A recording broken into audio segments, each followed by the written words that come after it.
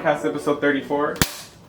It's another beautiful day here in the city of Pharr. I am Kenya Gomez, Assistant Director for the Office of City Communications, and joining us today here in the studio is Ruby Ramirez, Children's Supervisor for the Pharr Memorial Library, and Remy Vargas, our Urban Ecologist for our Parks and Recreation Department. I know you have a lot of information to share. So Keep Pharr Beautiful was launched many years ago, right, to beautify our city, to promote sustainability, right? And what does Keep Pharr Beautiful mean to you, Remy? Keep Pharr Beautiful, there's a lot of different points and angles that they come into play.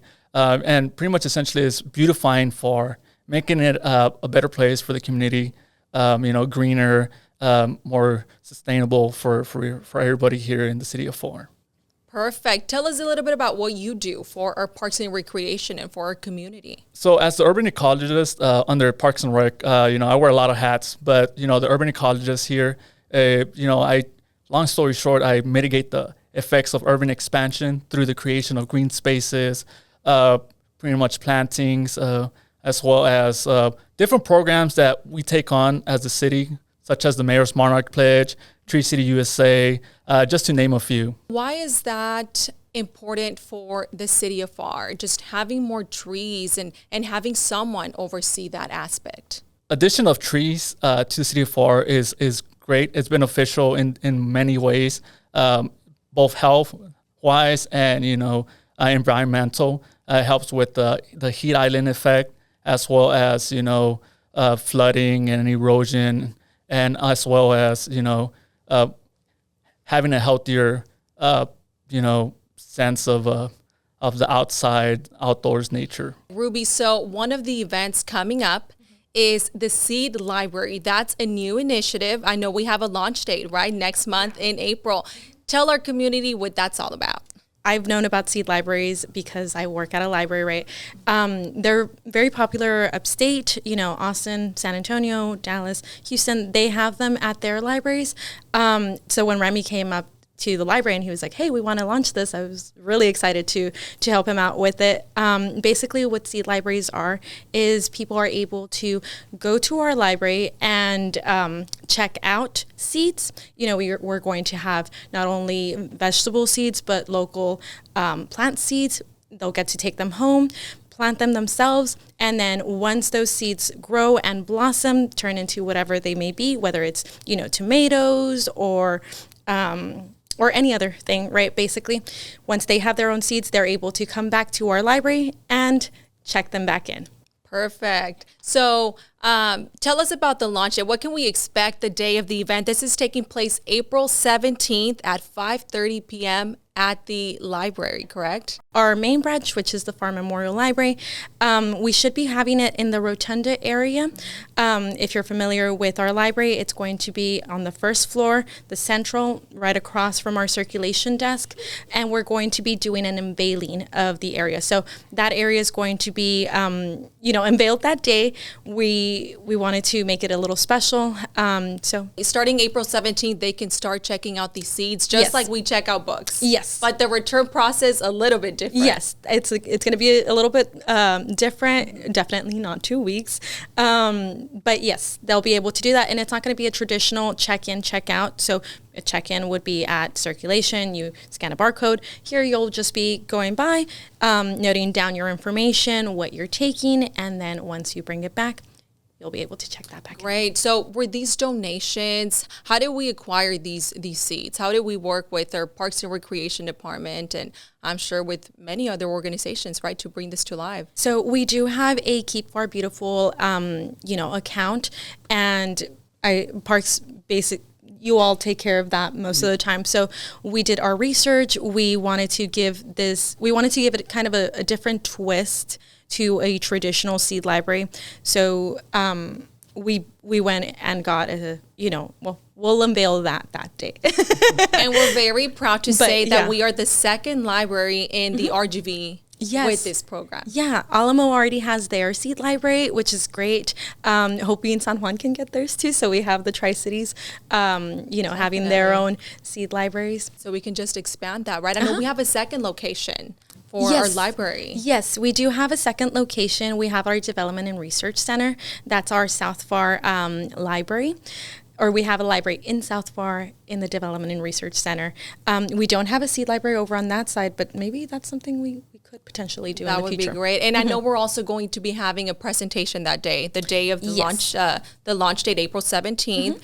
With a professional. Tell us about that. Yes. So Mr. Remy Vargas ended up reaching out to, somebody he had known for quite a while now, Mr. Robert Gaitan. Yeah. So Mr. Robert Gaitan is actually the president of the RGV chapter for the Native Plant Society of Texas. He's very knowledgeable. He is the president right now of this chapter. And prior to that, he was also the president to the Texas Master Naturalist Rio Grande Valley chapter.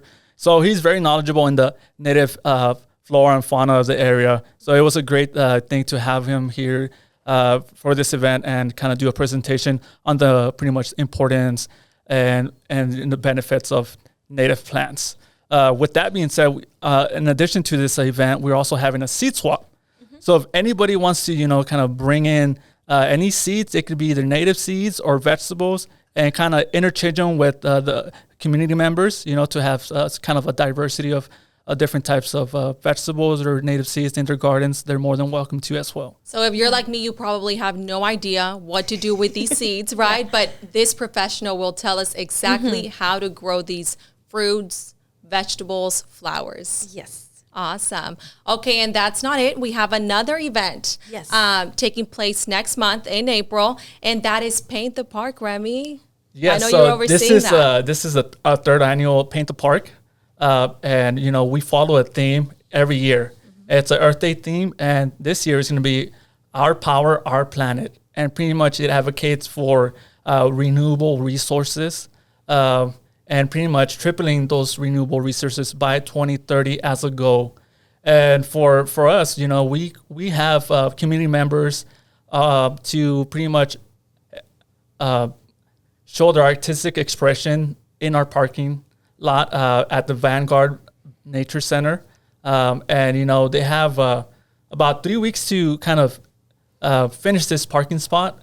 And on the April 26th, which is going to be the winners are announced, we'll have a celebration of both, the winners getting announced, exhibitors, vendors, and, we might even have some live music. Big celebration, April 26th, and that's when the judging is happening, and we're announcing the top 3 winners, and there's a cash prize. There is a cash prize. I want to keep it kind of hidden right now to see how much they're going to win, but there is 2 age categories. There is 10 to 17, which is youth, and also the adults 18 and over. I know that will definitely motivate our local artists, but is it only artists, or do you have to be a professional, or can anyone sign up for this? So anybody can sign up for this event, and actually the registration to paint is actually April 4th. That is the deadline. So you're more than welcome to still register. And the painting actually starts April 5th to the 25th. Yeah, plenty of time. Plenty of time. Is there, I know we have a theme, but is there a theme for the paintings, or what can they, just so they can start gathering their ideas? Through the Earth Day org, there is a couple different ways they could paint this theme. It really has to do with the artist and what they have in mind. Renewable resources. There's different ways you could take this on, as far as wind, pretty much water, geothermal. There's a lot of ways you could kind of portray this painting or mural that they'll do. Are we having or providing materials for the artists? Yes, that is correct. We are actually providing some materials for this event. Of course, it's first come, first serve. So you do want to register and show first because the supplies will kind of run out. It's limited. Yeah. Okay, it's limited. How many spots again? We do have 50 spots available right now. But as of right now, I think we do have over half already taken. Okay, and this is to celebrate Earth Day, right, Remy? Yes, so we're celebrating Earth Day. In April, that's usually where we celebrate Earth Day. But we also try to celebrate Arbor Day because usually April is also National Arbor Day. And with that, during this event, we're also going to try to do a native seedling giveaway. All thanks to the National Wildlife Federation through their Trees for Wildlife program.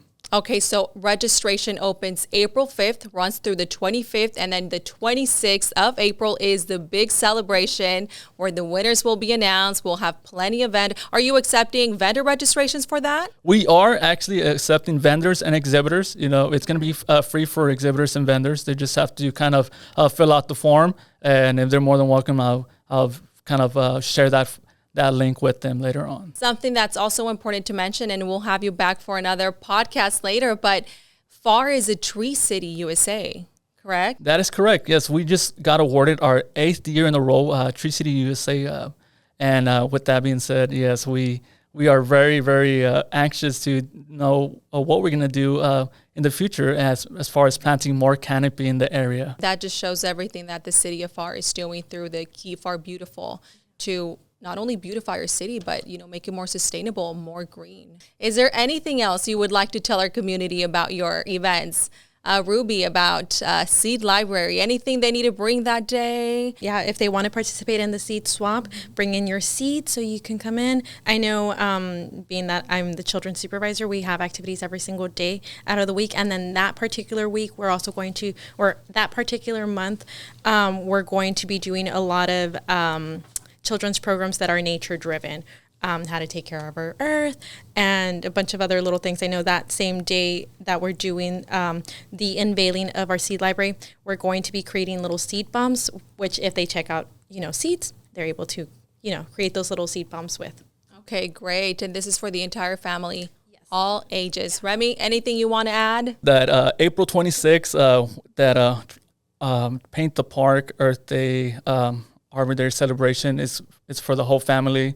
I hope to see everybody there. It's going to be a great thing to see kind of artists and show their way to the theme, Our Power, Our Planet. Okay, there's a QR code available. What phone number can they call? Who can they contact, Remy, for any questions? They could contact me at Parks and Rec department. If not, they could always call me to my cell phone, which is going to be 956-443-5727. Perfect. So we thank you and your departments for everything you're doing to keep Pharr beautiful. And of course, we also thank the advisory committee for everything they do to bring these resources to the community, these initiatives and events. Thank you so much for joining us, and we'll see you next time.